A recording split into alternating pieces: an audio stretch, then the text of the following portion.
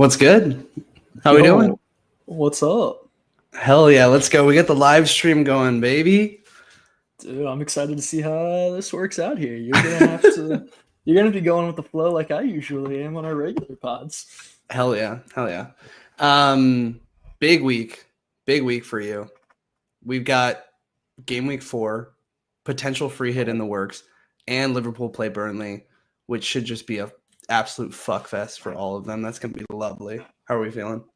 See, you say that, but I'm flashing back to last year when we drew Ipswich early in the season. I mean, anything is possible, no matter what it says on paper. God, wouldn't that absolutely fucking torch me? I'd be so upset.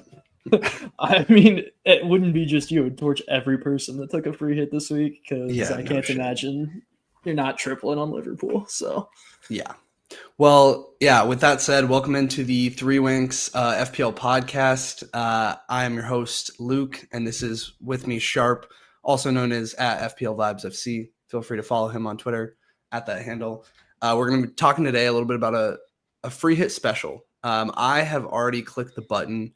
Sharpe is determining whether or not to click the button, and our usual other mainstay, FPL Mac, is not going to click the button, which I think is good for him, especially as I'm going through and planning this more and more. I'm realizing how fucked I am, and how I'm pissed that I have to do this anyway. But I set up for this anyway. We're ready to go. What would you say your odds are of free hitting at this point? For some reason, every time I talk to you, it gets lower and lower. But then when I look at it myself, I sent you that last night. I've been cooking a little bit, and it gets me a little excited. But there are certainly some question marks around all of it. So I'm going like 65-35 that I'm gonna hit.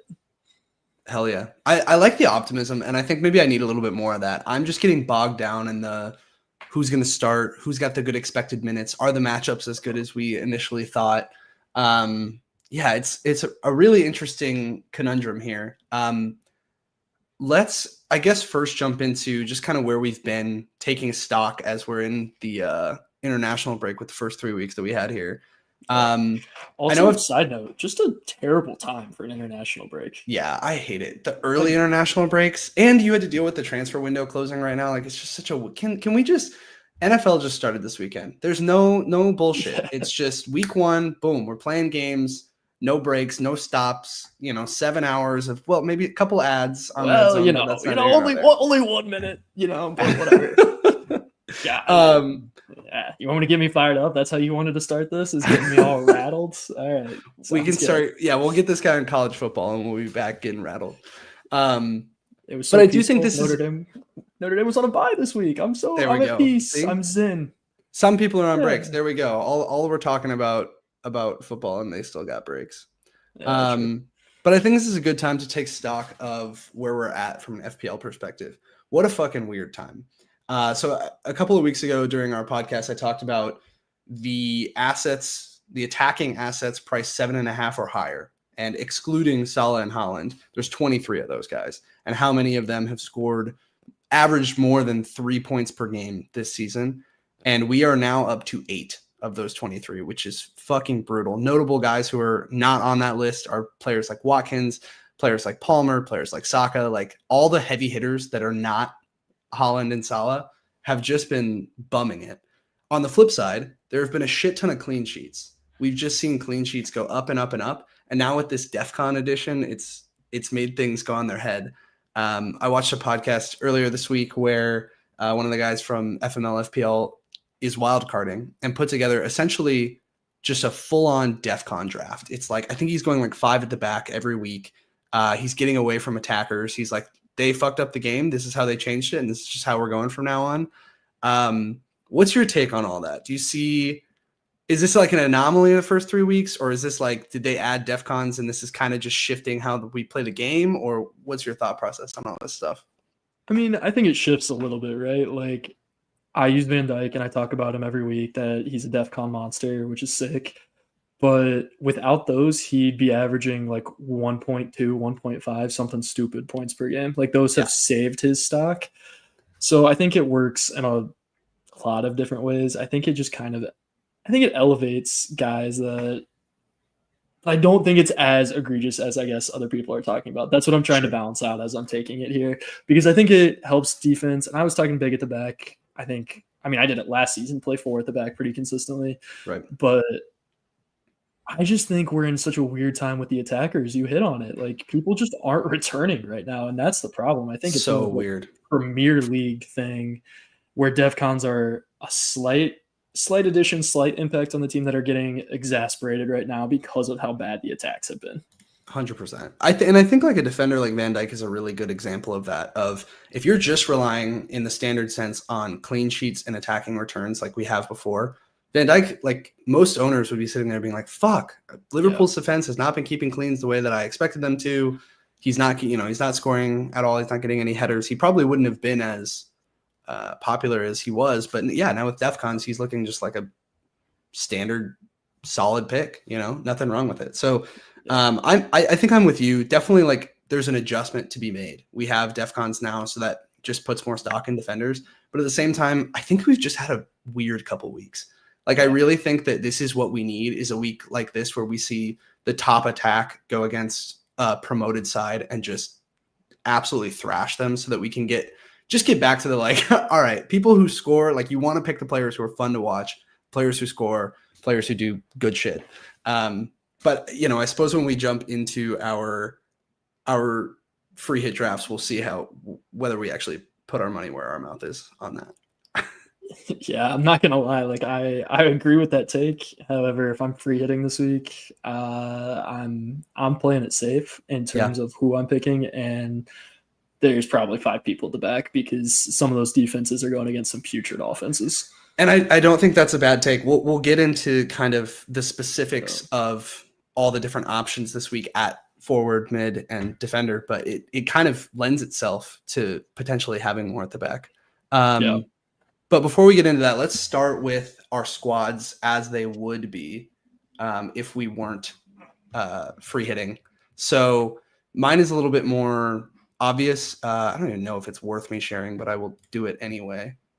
I have no Liverpool. I have no Palace. And this is a team that just screams it needs something. I've got 2 Nottingham Forest players, RIP. Hold on. Not to interrupt. Were you meaning to share right now? Brutal, am I not? As the folks are working through us on the first live stream, the screen is not shared. Absolutely brutal. It's all right. It's our first time. We're amateurs. Yeah. We're popping our cherry live right here. Ooh, that's on a different station. Let's see. Window. Does this work? Is that better? I still can't see anything. Oh, wait, hold on. Things are moving. Here we go. Yeah, now you got it. That's what we like to see. All right. So this is my squad right now, right? I have 2 Forest players. I have Palmer, who knows how many minutes he's going to get. I have Cunha, who's injured. I have no Liverpool. I have 1 Palace, excuse me. Truthfully, like, if you're looking at this team on a normal week and forgetting about Liverpool playing Burnley for a second, this is like serviceable. It's not the worst thing in the world, but this was always the plan for me to go with free hit. I hit it early in the week because I wanted to catch some of the price changes, but I just think once you start putting it together, the upside this week is just too high for this to go with this kind of team. Yeah, 100%. And you got hurt by injuries too. I mean, exactly. If Palmer was there, if Cunha was there, you could definitely make that work. But no Liverpool against Burnley, you're going to be missing out. Yeah, 100%. How about yourself? How are we feeling? I actually, this is part of my thought process. Also, let me figure out screen sharing. It is present or invite, and then you're gonna have to add it to the stage. Yeah, you're saying a lot of words. Hold on, one step at a time. There we go. Here, I can add it to the stage actually. Can you? Yeah. Yeah. All right. There we go. All right. But now I need to go to it. Okay, there we go. All right. So my team, again, it's more than serviceable. I am truly in between and conflicted on whether to hit or not. Where my ideal situation would have been, and why I would not have free hit, is if Wan-Bissaka had stayed at 4.5 and I could switch into a Palace or Tottenham defense Right. and had him play instead of Milinkovic, because Forest, with everything going on and the lack of DEFCONs that have happened out of Forest in general, I don't have a lot of confidence in them this week. So he's not really someone I want to start. I could have gotten by with Bumo against City because he's not a defender, and City might give up a goal, and he's going to be involved if they do, in my humble opinion. Wood obviously isn't ideal. So those are the 3 that are really causing me to want to free hit. Watkins has not inspired anyone, I don't think, so he's not really exciting to me either. And obviously then I can upgrade and you know what, the guy on the right over there, he can be upgraded. So that's where I'm at, because I think the upside you kind of touched on is just so high if you can triple on some of these teams and take advantage of them. Yeah, the lack of Palace is really what has you here. I think an option, if you wanted to not free hit, would be to take down Milinkovic or even maybe not even take down, but go straight across to Munoz or Lacroix, or go down to one of the 4.5s. I get it. I know what you're saying. Not that I haven't thought about it, but Burnley and Sunderland in their next 2 weeks, unless so hard to get the new coach truly, but I don't think it's going to throw them off that bad for 2 subpar teams. Sure. And I think in that scenario, you can just play Reinders instead of Chris Wood. I think the other alternative to think about is with DEFCONs. I am not a big believer and I'm going against the markets. I'm going against what a lot of people I'm seeing of how they're putting things together. I do not think Arsenal is going to beat up on Forest. Now, losing their manager this morning that's tough. I don't know how that's going to throw things. And we've got Ange in there who loves to just play a basketball game on a soccer field. But and I love that, but that's not what you want to try to do against Arsenal, who's going to go up 1-0, 2-0 fast on you for doing that, and then sit back and just watch you suck. Well, and my point, I guess, is I don't think that transition is going to happen like that, right? I think this team, you're coming in your first week, Ange, and you're going to just let things be as they may. And I think that Forest will keep Arsenal majority at bay, and somebody like a Milinkovic there could potentially wreck up some DEFCONs and be fine. So I don't think you have to. Yeah, I really just. I want to hear that same optimism when we get to the players you're talking about and considering, because I don't think that's gonna happen. I just think like one player playing against Arsenal's attack that I truthfully don't have a lot of trust in, with Saka out, is not like the end of the world to me. It's somebody who could rack up DEFCONs. You could put in Reinders for Wood if you really didn't want to go up against the Arsenal defense. And it's a playable team, and then you can save that free hit for another week. So that's an option. But listen, I would love for you to join me on the free hit. So I don't want to dissuade you. But yeah, I think there are options there, which you're in a nice spot where you can make this choice. I'm kind of stuck. No, I mean, we truly have 3 very different teams between you, me, and Mac. Mac clearly does not need to. You clearly need to, and I do feel like I could go either way. So it's kind of a fun little thought exercise here as we look at everyone's. 100%. Well, let's jump to the Solio. So, and I don't know how much enlighten me here. Let the analytics come to me. Seriously. So I don't know how much you've dabbled with this tool, but I think it's fucking sick. As somebody who works in analytics, this is just beautiful. So basically what they're doing here is they're using market odds to inform all these projections. So if you look at fixtures, this is kind of what the attack is expected to do, how many goals each team is expected to score, what the clean sheet percentages are, and then you can go into individual player projections. Not to interrupt, I love the passion, but you really got to share. Or you could have answered our live caller there. I heard him buzzing in.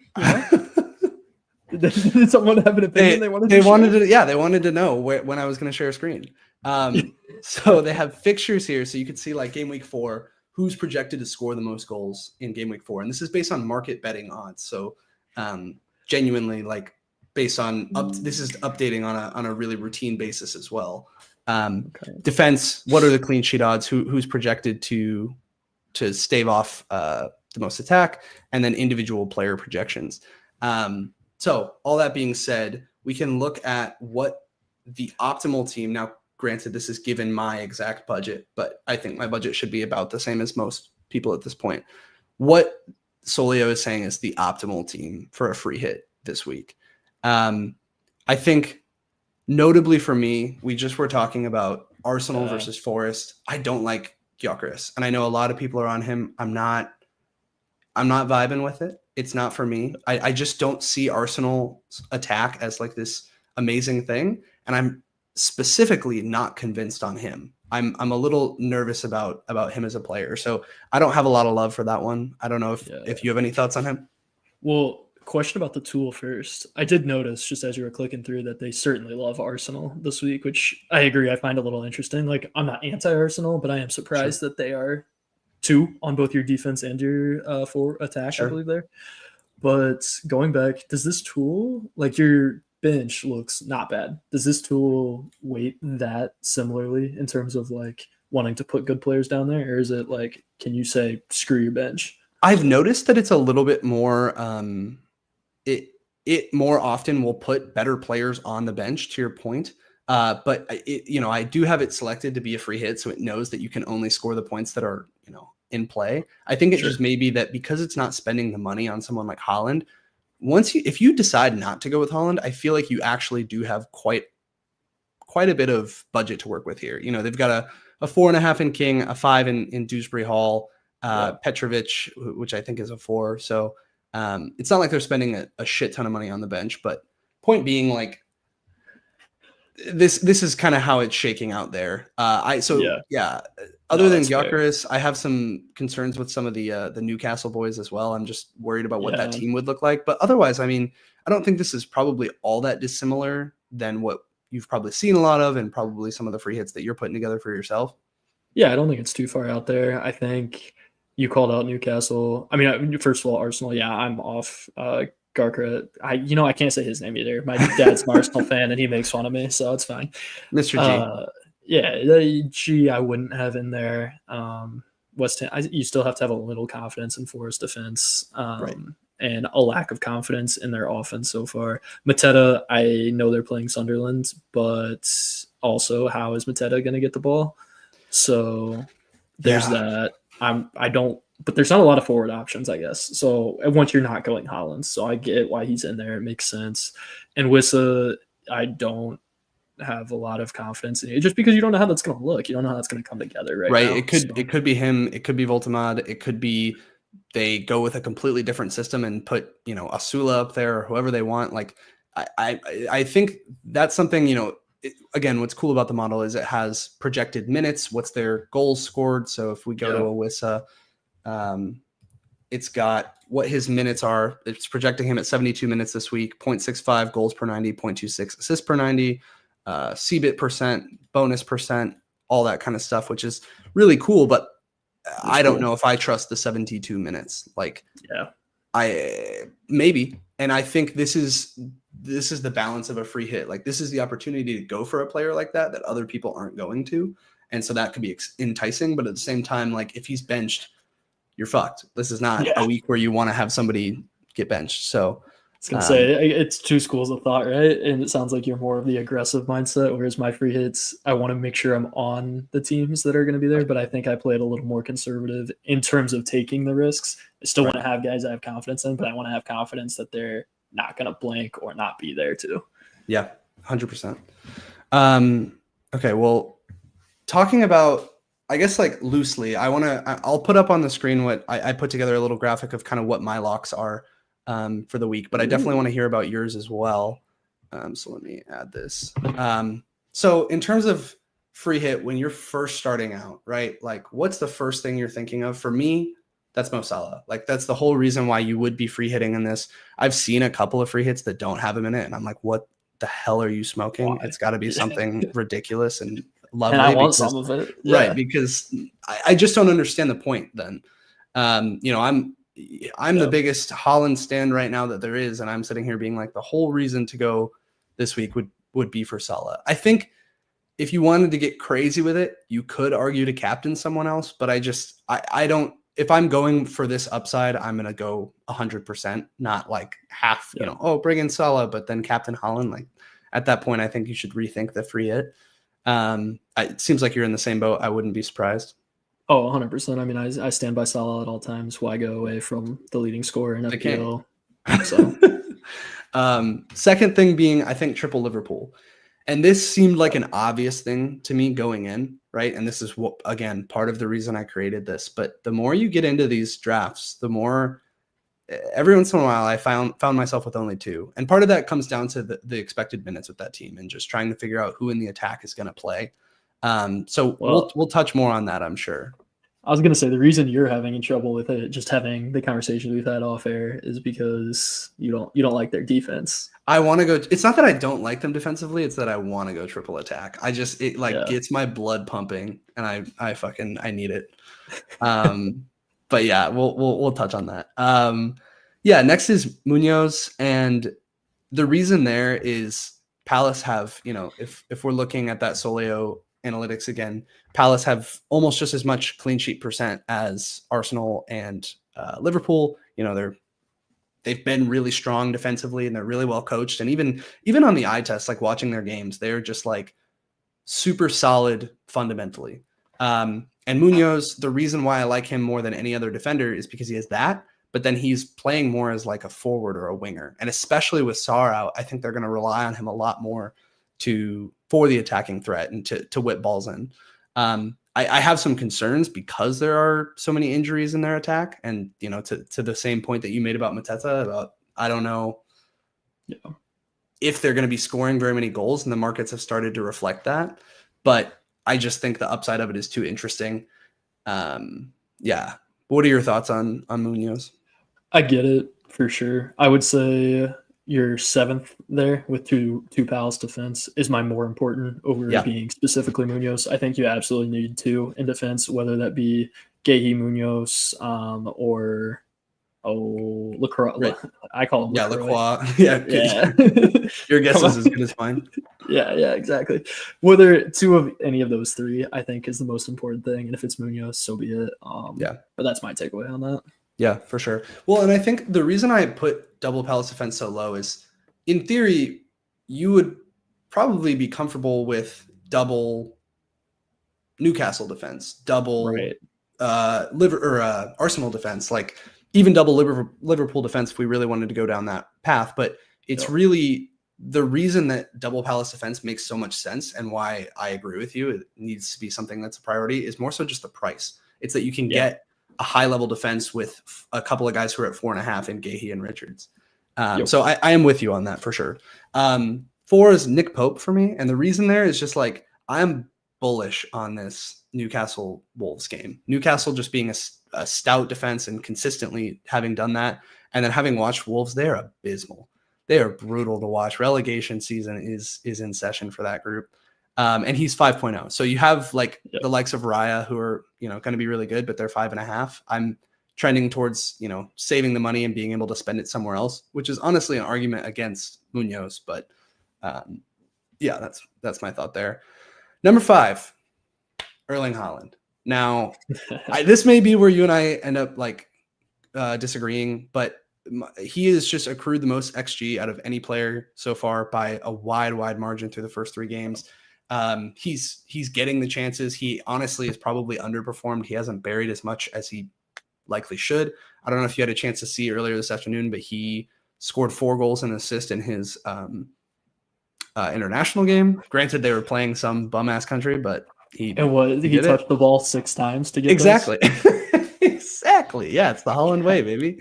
And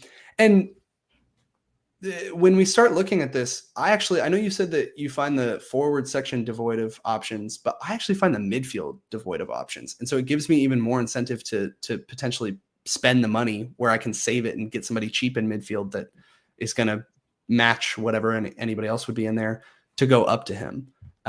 So I'm really interested in that. And I think the more and more I've thought about, just like we just saw United get 2 scored against them from Burnley. That's what I was going to say. United's attack has been fun to watch. They haven't put a lot home. They've been fun though. Yeah. And at least threatening. Their defense has been putrid. So why not take the main man against that? And I think the argument against Haaland, which is a valid one, I've gone through and tried Haaland versus non-Haaland drafts, is just that you can spend the money. so much better. There's upgrades at every position that you can make without Haaland. We'll get into it a little bit more specifically when we start looking at our drafts, but yeah, it's tricky. And then Pedro Porro, and I've actually cooled on this a little bit since I put this graphic together. My only worry is that we saw Bournemouth shut this team down, Tottenham. And so again, same type of thought process. I want players that have multiple routes to points. Pedro Porro playing against West Ham, who I'm pretty confident are going to be more like the one we saw in the first couple of weeks than the one we saw against Forest. And he has attacking threat, but we saw them get completely shut down by Bournemouth. And it's because they put pressure on their right side and forced them to create through the left. And that left side is just not getting it done. I wish we had Mac here to talk more about that. But I think Pedro Porro would be sick. I would love to have him in my draft. I don't currently. And that's honestly just more so due to price, which again lends itself to not going with someone like a Haaland. You can afford your 6 mil defenders, your 5.5 defenders who are prime for stuff like that. Yeah, no, I get it. I agree with you on West Ham. I need Tottenham in there.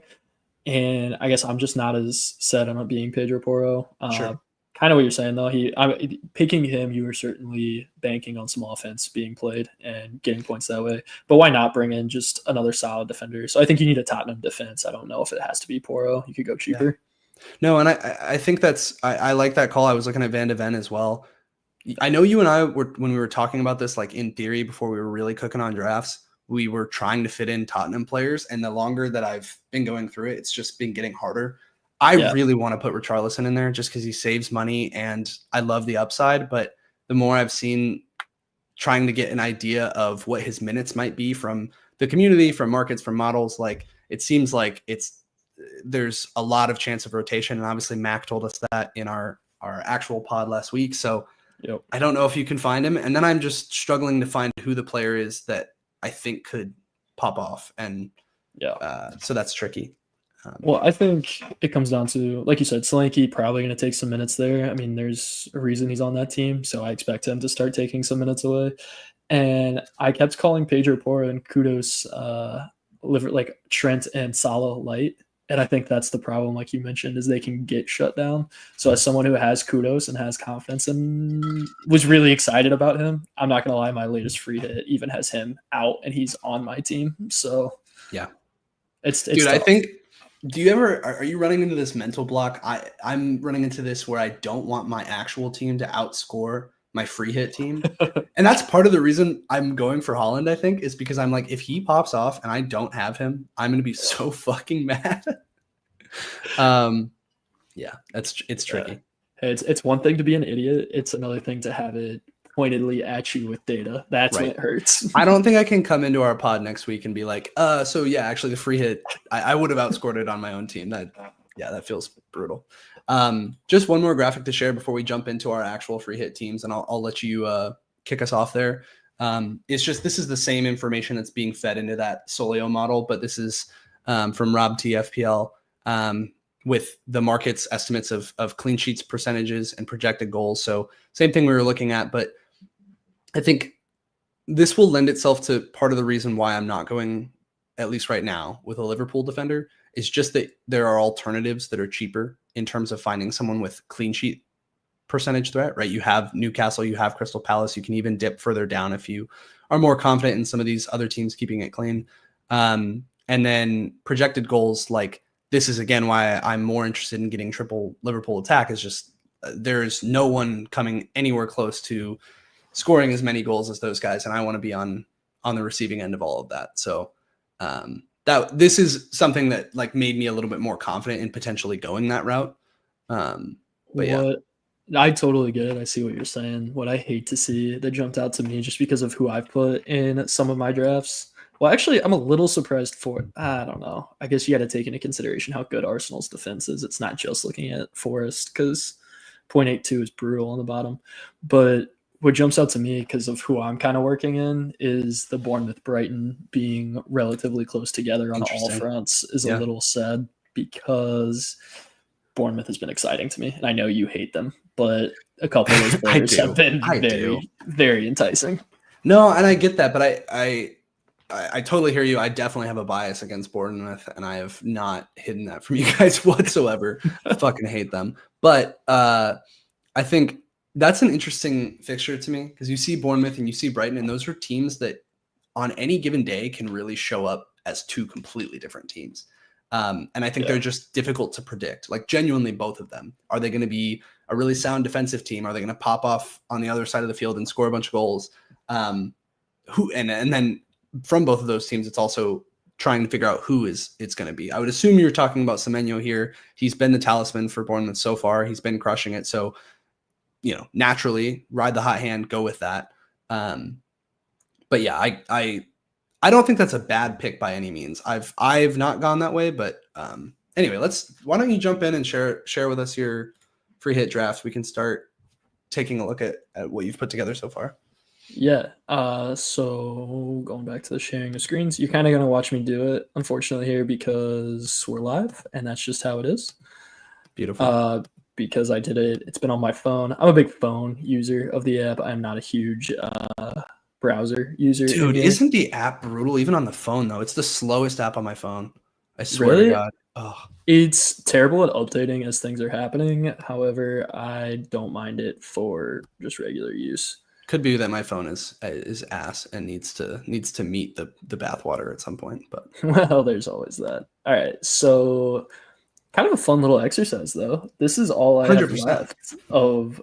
Oh wait, no. Let me take that back. You're gone. Right.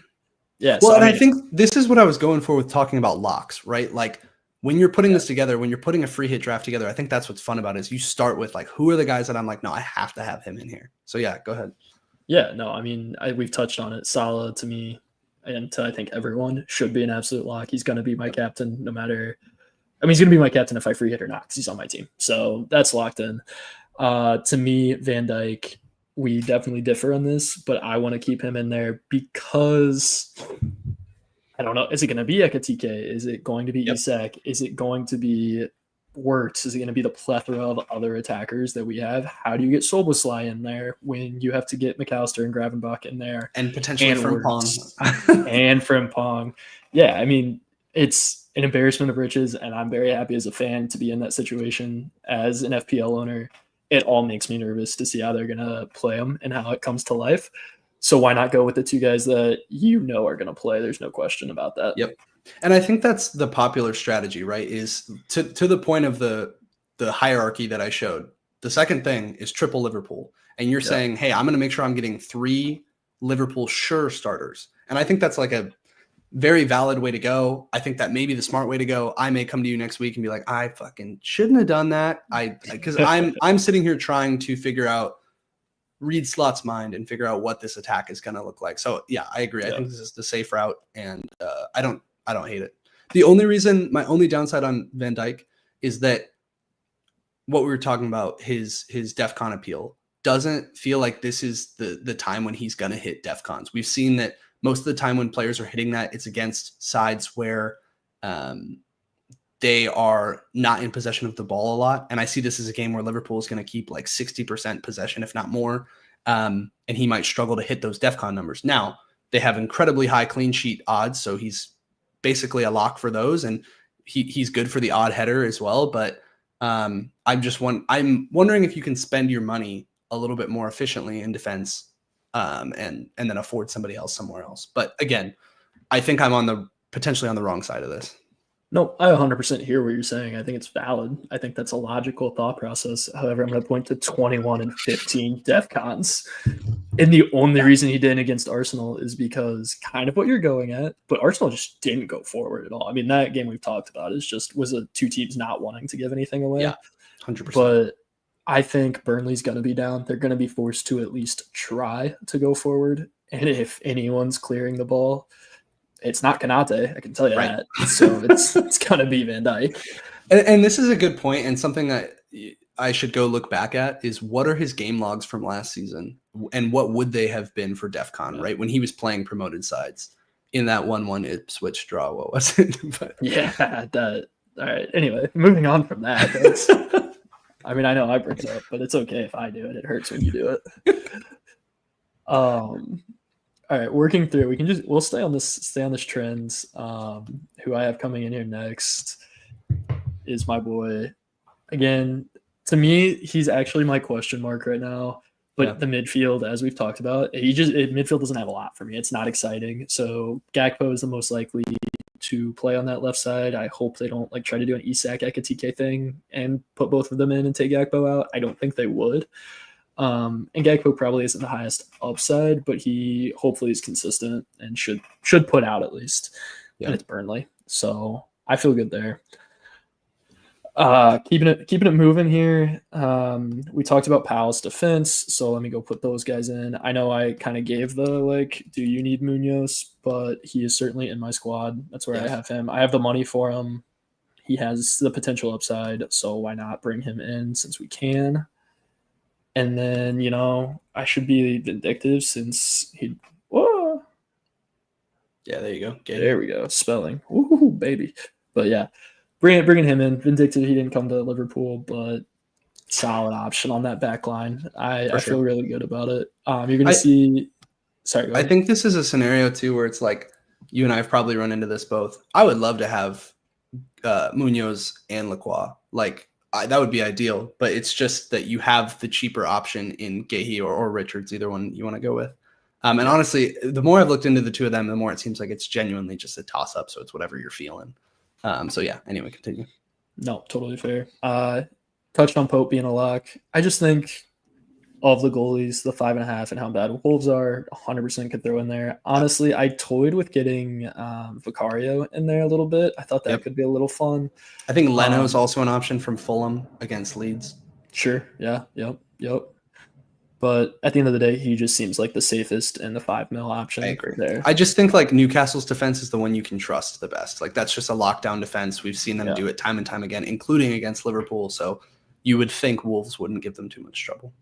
I would have to agree. And I would say that West Ham's attack, as putrid as it looked, all of a sudden looked like something. So then all of a sudden I got scared.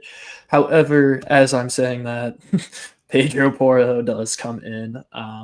I mean, again, just multiple threats of attack. And yeah, if you get them in there, even if they get scored on, you still have a chance to get a return out of them. So have him in there. And then this is where I was kind of getting at. I know you said Semenyo, which is so fair, but actually who I have coming in here because of the attacking that he has put together over the last couple game weeks.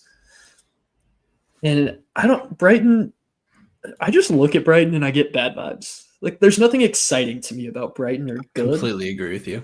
Got rid of all their good players. Yeah, so why not just kind of ride the hot hand? Yeah. He's a DEFCON monster. He's one of the few players who's gotten it in all 3 games so far. So I think that he's not going up against a team like a Sunderland or Leeds or some shit where he could where you're worried about DEFCONs. Like I think if he's as much of a monster as he's been, he's going to get DEFCONs again probably against a team like Brighton. So no, I actually really like this pick. My gripe is with Bournemouth's attack, less so their defense.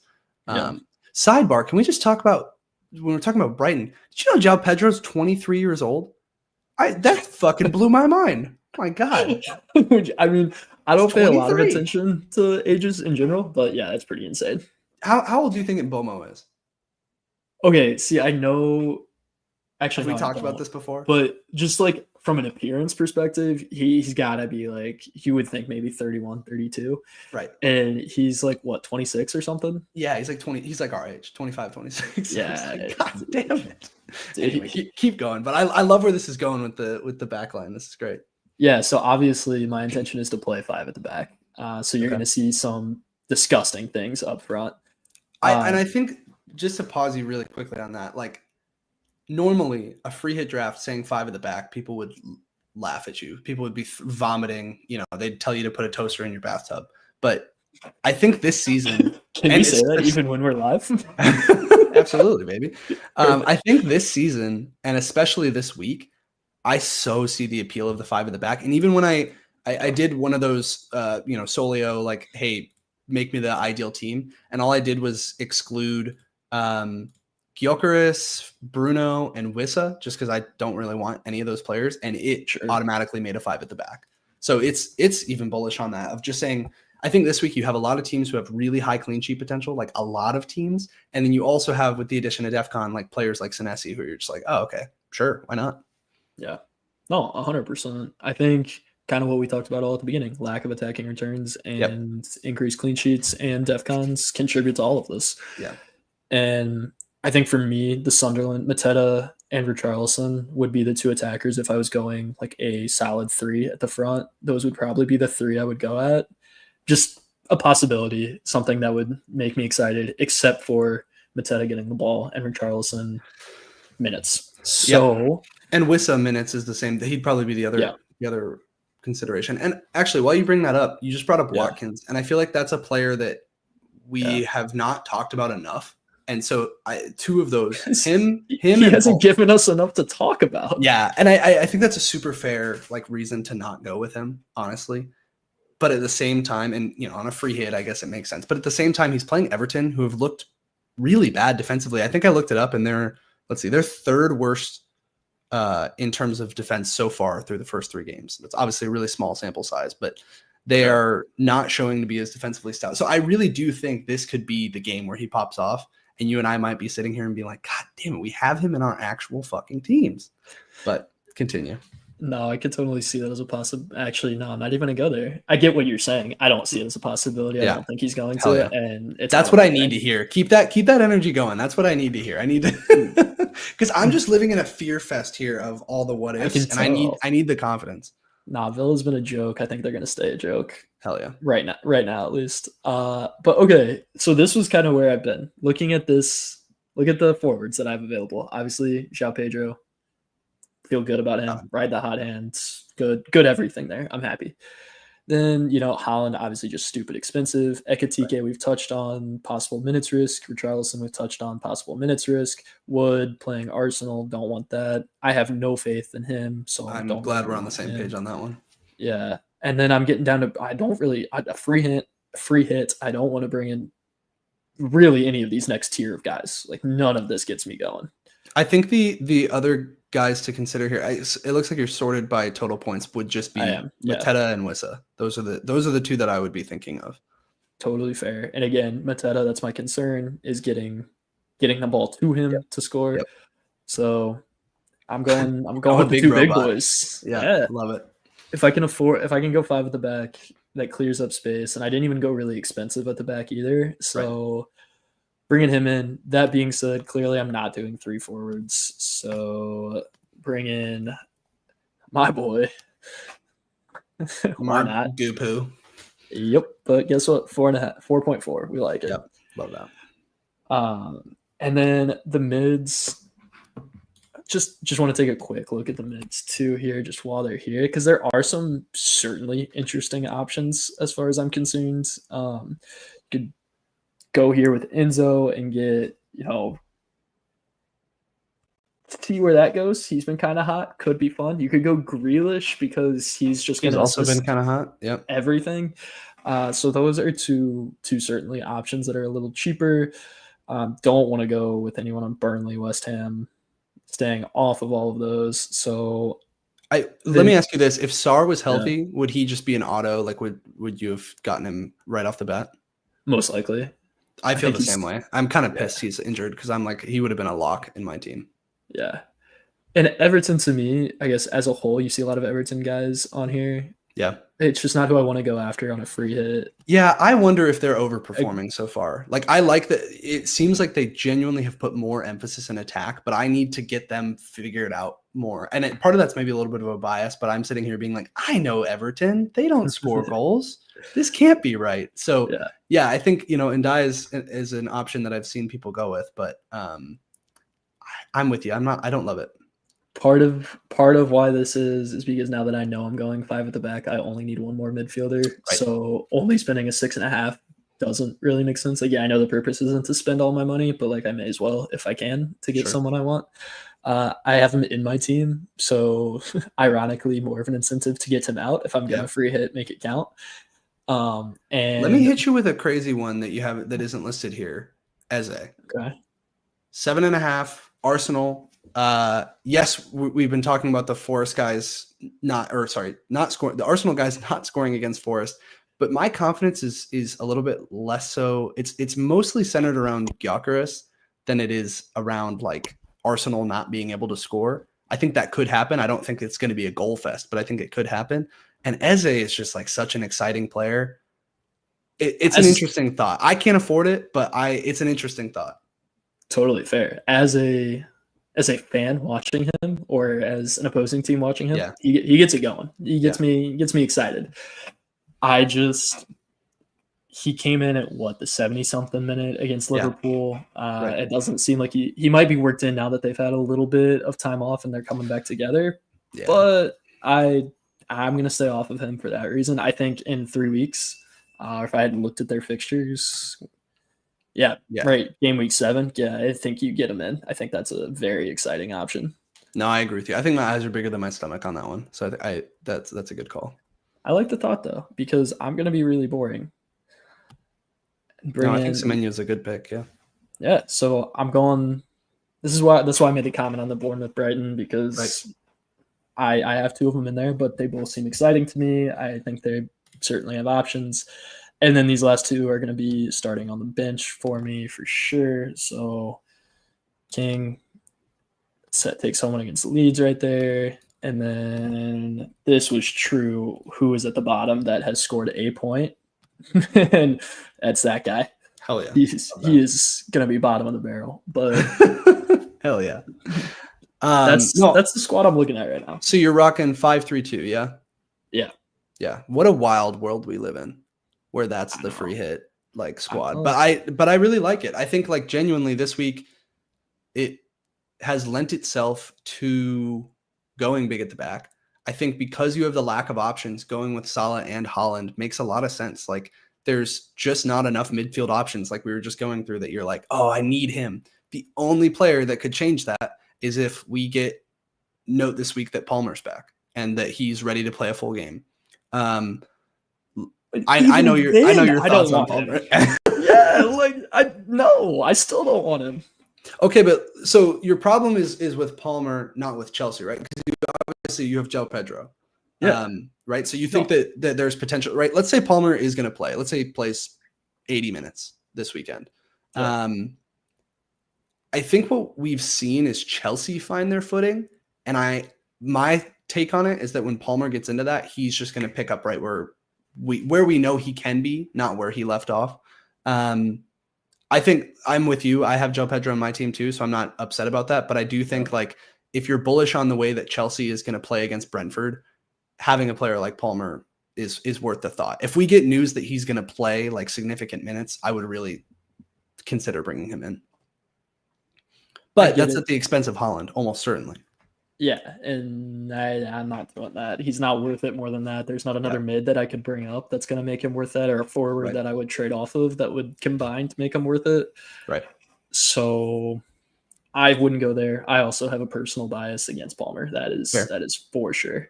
But this is where we're rocking right now. I think the one thing that could change my mind is if we learn anything more about Liverpool specifically. Right. And who would be playing in there. Because if I can get Isak in there and he's guaranteed playing, like, all right, now I gotta relook at some things. 100%.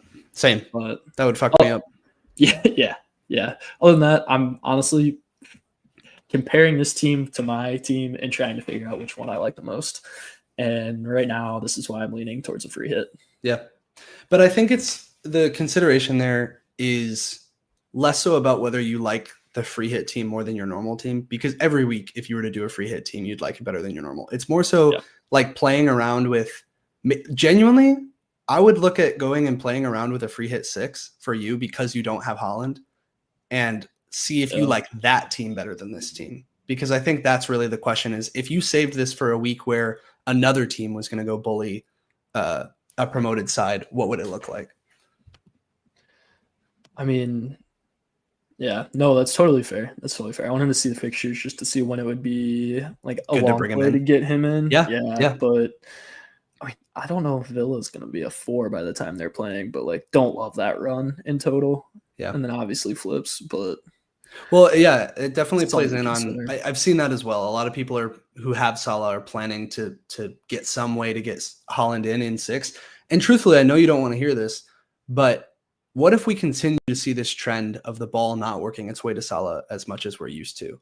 like then you're probably going to end up going Haaland. And I could be like, I'm not trying to say that's exactly what's going to happen, but so far we have seen, granted he's returned, he's a fucking god, but we have seen his underlying numbers drop significantly, and we have seen the ball trend to the left. I don't know who to blame for that, but it's just interesting. Like we'll see how that translates. If he's gonna find it in any week, it's gonna be this one. So I'm down to push for him this week. But yeah, thinking about like your long-term strategy with those two is definitely worth a for thought sure as well. But I love this team.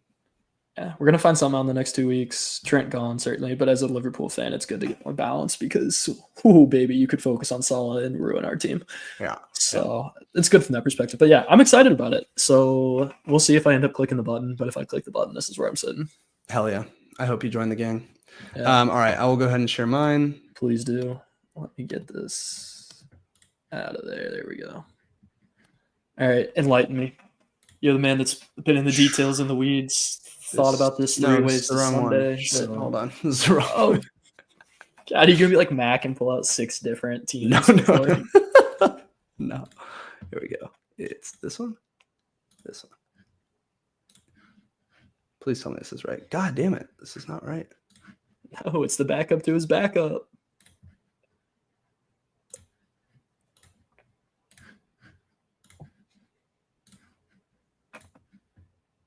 Okay, there we go. All right. So putting this on here, let's see. Can we see that? Okay. We got maybe just me, a little blurry, but I can make him out. Let's zoom it in. Yeah, now we're cooking. Yeah, now we're cooking with fire or gas. Hell yeah. Really know. Hell yeah.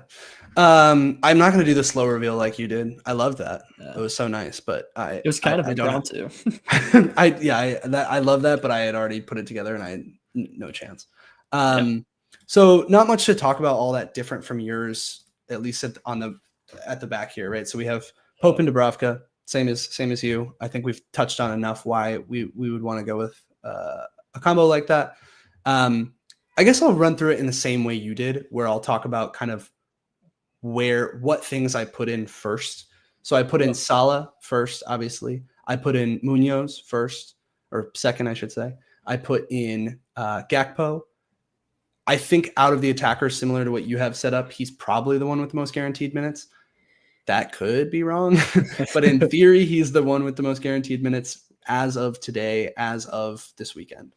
I think it's kind of funny we both went there. Not funny, like I think everyone's going to go there, but funny that the consensus is go for the minutes guy versus the return guy. Gakpo has had a good start to the season, but like you would assume if Ekitike or Isak are playing, then they're gonna return. So and it's also funny that we're talking about Gakpo as like the minutes lock when the whole reason that you and I didn't go there, or at least why I didn't go there at the beginning of the season, was because he's a minutes risk.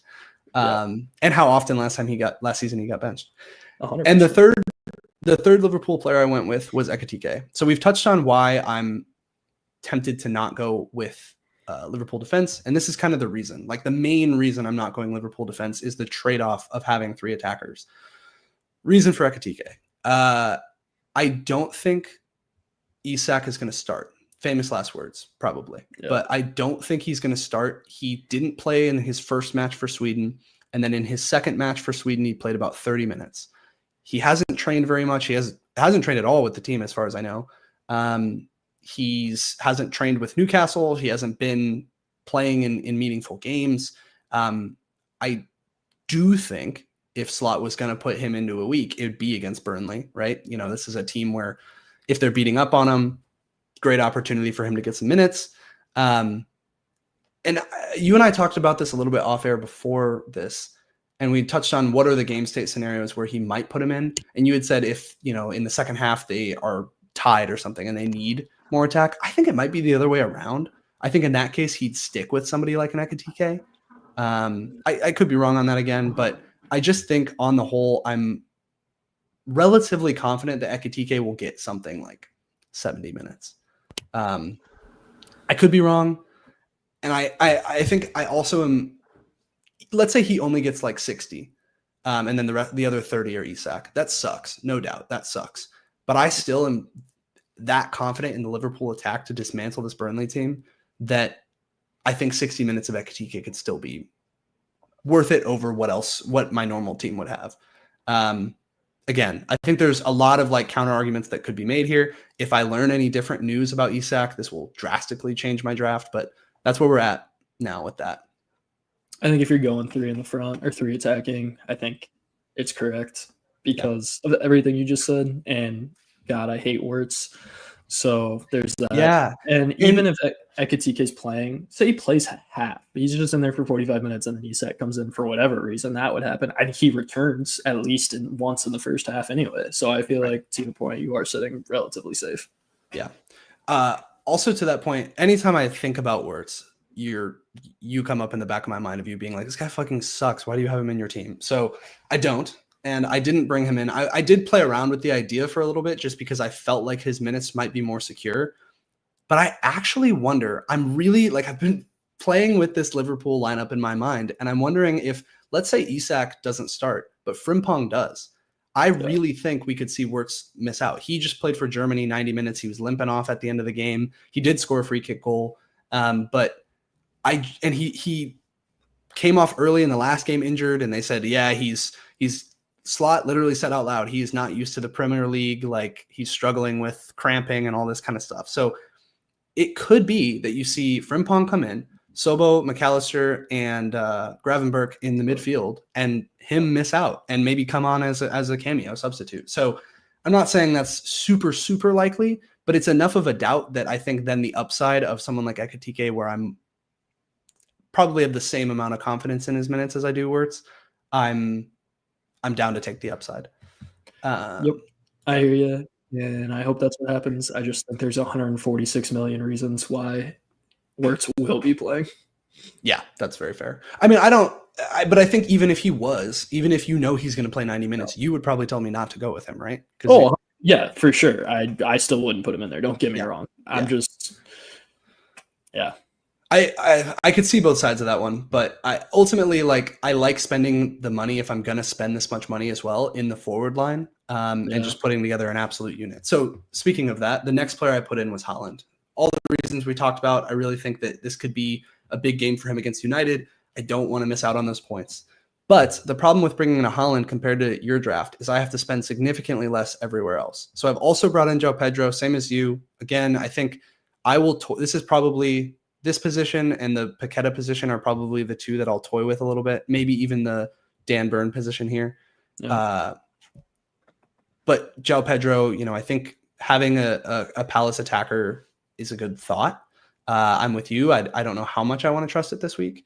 But anyway, went with João Pedro there. In defense, I rounded it out with Richards. Like I said, I think you can go Richards or Gahey, and it doesn't really matter. I went Burn and I went Anderson. So I will be playing 4 at the back. The Anderson one here was he's a good DEFCON player. Again, counterpoint, he's playing Leeds, but a pretty solid defense, and he's 4.5. So it was just basically he was the best 4.5 I could find that I thought was startable and could be, returning with good points.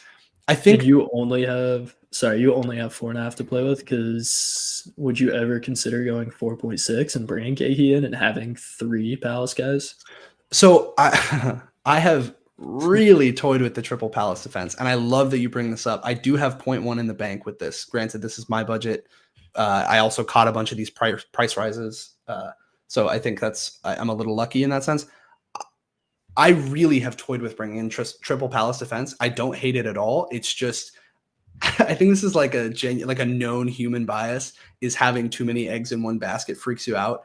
Yeah. It freaks me out a little bit. But triple Palace defense would be fucking electric to have. I think it'd be super fun. I'd be riding that high if they do keep the clean. But if for whatever reason, thinking about missing out on Wharton, some of their midfielders, Sarr, what if they can't progress the ball as much and this turns into a game that's a 1-1, I do worry, but if you were going to keep it clean against a team, it would be Sunderland. So honestly, you might have convinced me. I might be doing it. I kind of love the idea. Going can you imagine the high I'm going to be on or the low? That's what I'm saying. But the emotional swing almost makes it worth it. But I think Anderson in that sense would be the safe play, because he has routes to DEFCON points as well as relatively good clean sheet odds. But that's honestly, I think that's a good point. Dan Burn, the thought process is just high clean sheet odds. I think having double Newcastle defense is a pretty big differential this week. I don't think a lot of people are going to have that. And I see that as a really lopsided fixture from the defensive perspective. So yeah, notably no Van Dijk, notably no Arsenal defense. And that's not because I'm not confident in Arsenal defense. It's just that they're very expensive. So you could bring in somebody who's like 5.6, I think, is Calafiori at the cheapest. You could bring in 5.5 Raya, but I just found that I don't have the money to bring them in. So that part sucks. And then if I do go with that triple Palace defense and they don't keep it clean, but Arsenal does, I'm going to be a sad boy. The final spot is Paqueta. And the thought process there, I know you're going to hate this one, is actually just more so centered around his role right now. He has been a DEFCON monster. So let me pull those up for reference here. But he actually has been a DEFCON monster. Where are those? Oh, right here. So 11 and 15 in 2 of his games, and the one against Sunderland, not so much. Obviously, the same type of thing we've been talking about when you're playing bad teams. You're not getting as many recoveries, but he's gotten good DEFCON. I would say he didn't get them because they didn't recover at Sunderland. He kept the ball a lot. But Yeah, actually, no, that's actually true. Fuck. It's so true. I forgot about that game. Dude, they were so bad. I mean, I was ready to put a lot of money on them to get relegated. Damn. Glad I didn't. Yeah. But he also has returned attacking wise. He's got 2 goals. I'm not getting him because I think he's going to score major goals against Tottenham. I'm more so getting him as just really what this pick was. And I've thought about bringing in a player like a 6.5, like a Harvey Barnes and Ndai or something along those lines. Or even I thought about bringing in Pino here, the mid from Crystal Palace, if he was going to get some minutes. I've kind of toyed around with any of those options, but none of them are screaming at me as great picks. So really what this is I could go up to a 6.5 here and drop Munoz to Lacroix, and that'd be fine. But I just really want Munoz. And so I ultimately am fine going at the 6.0 price point, and he fits that bill and has DEFCON options. So it's just kind of a pick. It's not an inspiring pick, but it's more so a budget pick that allows me to do other things, other places. It'd be 4-3-3. That's all I was going to say.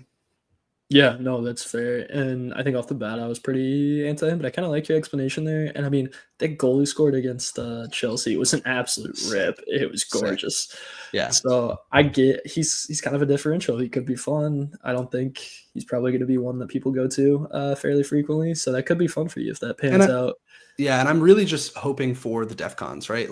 If he gets anything else, that's icing on the cake. But, if I can say with some consistency or some confidence that he's going to be a 4-point player this week, I would take that. I would take that out of that spot and then get the cleans. And hopefully, ideally, this whole draft is built around this triple Liverpool attack.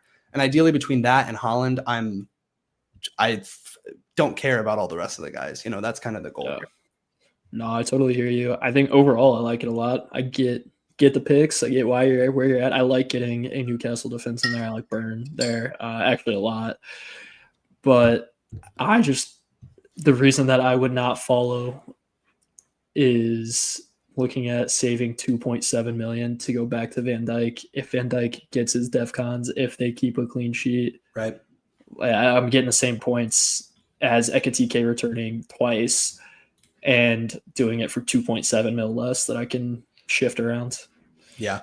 I think what I realized when I did a no Haaland draft is that I was spending the money similarly to how you did, just really bolstering up the defense, but attacking wise, I wasn't really doing much different with it. I was getting in Mateta, I was getting in Harvey Barnes, and then I was spending all my money on players that you had, Fabian Schär, Lacroix, Munoz, Pedro Porro, putting all my money in defense.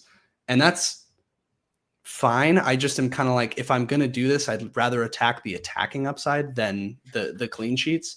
So it's just 2 different ways of going about it. I am still enticed by yours and the idea of potentially just investing more back there. So I was saying that as a no Haaland draft, but just to the point of taking money out of attack and where you spend it. Ultimately, I'm if I take out Ekatike, to your point, I save 2.7. I'm not really going to upgrade any of my attackers. I'm really just going to upgrade the defense. And actually, now that I think about it, I wouldn't actually have that much savings. So I'd probably take Ekitike down to Mateta, which would be save 1.2, and then I'd bring like Burn up to Van Dijk, and then it's basically the same team. No, I hear you. That makes sense. Yeah, I think. Go ahead. No, I was just gonna say I think interesting point just about where to spend the money, because that's certainly how I ended up on Haaland. Why wouldn't I spend it there when no one else excites me? And that's why I'm like, I came into this overly down about this free hit, is just because the more I looked into it, the more I'm like, damn, you really can't. There's not that many like amazing attackers that you're really excited with huge upside this week. You could argue Gyökeres, but I don't like that pick. So you're running into it a little bit. For sure. Maybe that's going to come back to bite us, and we're both incorrect on that. He puts a brace up this weekend. I don't see that happening, but that would be so sad. I mean, picture him, Watkins, insert whoever what would else worst case scenario be? And then we just come back on here like, I hope no one listens to this. Yeah, worst case scenario is Watkins returns, Gyökeres returns, Isak comes in, and they put in Isak and Ekitike at the same time. He comes in for Gakpo. He plays no minutes. Van Dijk is benched. He gets some sort of a training knock or something. Sunderland wins 3-0. Yeah, it could be. I mean, that's the thing. Like the only other worthwhile point on that is just that if how you and I are both set up and how the free hit this week is set up is based on clean sheets mainly. We're looking at like heavily clean sheets, and the data supports that, right? It's that's supposed to be what's going to happen, but those are so like variable, right? It just takes one little switch of the ball, somebody blocks it, and it goes in the net, and suddenly I'm sitting there with my triple Palace, not feeling too good. So yeah, could be Are you committed to the triple Palace? Is that what I just heard? I really like it. Honestly, as soon as you said that, the whole reason I didn't have it was because I was thinking about getting Pinot, so I would have had triple Palace already. But I like the appeal of having that a lot more than I do Anderson. So I think I might do it. And that was what I sent you guys a couple days ago, where I was like, what if I did triple Liverpool attack, triple Palace defense? Just riding the absolute highs and lows of FPL, just the gambler going at it. You know what I mean? But we'll see. It's put a heart rate monitor on for those games. I want to see it.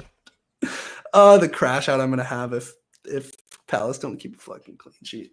It'll be absolutely electric, and I can't wait to take to Twitter with it. Yeah, I wouldn't say I'm locked on this. I'm definitely gonna look at similar to what you've set up. I really like that idea of putting more investment in the back. So I appreciate our different drafts here and our different approaches, because I think it's an interesting thought. But is there anything else you want to add before we close out? No, I agree. I think this was actually productive for me as I'm taking it back. But I do think it's going to be interesting to see where we both officially land, and we'll be putting that on the Twitter sphere to see people make fun of me mostly. Yeah, same here. You said going into this you were like 65-35 that you were going to rip the free hit. Where are you at now? I mean, let's be honest. My team name is Vibes, and the vibes are so high to take one. So let's go. Let's bump that up to 85%. And, hell yeah. Mac's not here to talk the logic and patience into me, so why not click the button? God, he's gonna be rough when the two of us are just flying after this week. I love it. Or he's gonna tell us he told us so. And yeah, exactly. Shout out Mac, we miss you, buddy. We'll catch him on the next stream.